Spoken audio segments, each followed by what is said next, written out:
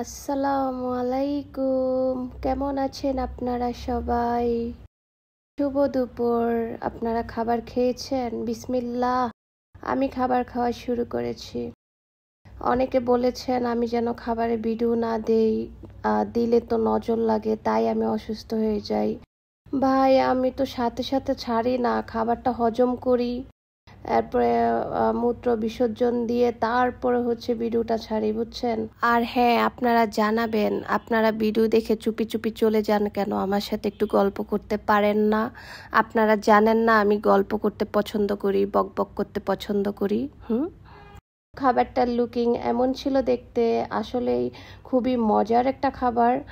দেখেন দেখতে কত সুন্দর, তারা কত সুন্দর করে সাজিয়ে দিয়েছে। আর এখন আমি খাবো না, খাচ্ছিলাম, দেখছিলেন তাই না? এই যে তারপর আমি খাচ্ছি, আর আমি চামচ দিয়ে খেতে পারি, দেখেন।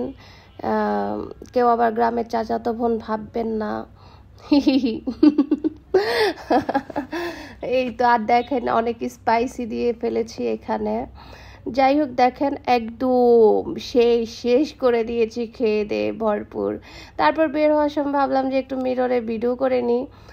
সবাই চলে যাওয়ার পরে, মানে আমি অনেক লেট করে খেয়েছি, খেয়ে বসে কিছুক্ষণ রেস্ট করেছিলাম রেস্টুরেন্টে। দেন এই যে দেখেন, ভাবলাম যে যেহেতু খালি আছে এখানে একটু ভিডিও করি, ঢং করি। মানুষের সামনে তো ঢং করতে একটু একটু লজ্জা পাই। ভাইবেন না যে ভিডিও বানাই দেখা লজ্জা নাই, একটু একটু লজ্জা আছে, বুঝছেন? লজ্জা বেঁচে দিতে পারি নাই, দিব বিয়ে করলে। গাইস, তারপর কি হয়েছে জানেন? আমি উত্তরা থেকে হাতিঝিল চলে এসেছি।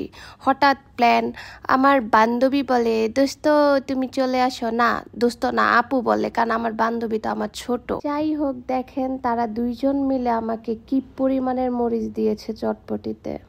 আমি আমার ফ্রেন্ডের সাথে লেগে গিয়েছিলাম, কেন আমাকে এতগুলো মরিচ দিছে। তার মধ্যে আমি কি অদ্ভুত একটা মানুষ দেখছেন, মানে রাগে জিদ্দে আমি শেষ হয়ে যেতেছি, রাগ দেখাইতেছি আবার হাসতেছি, এটা কোনো কথা?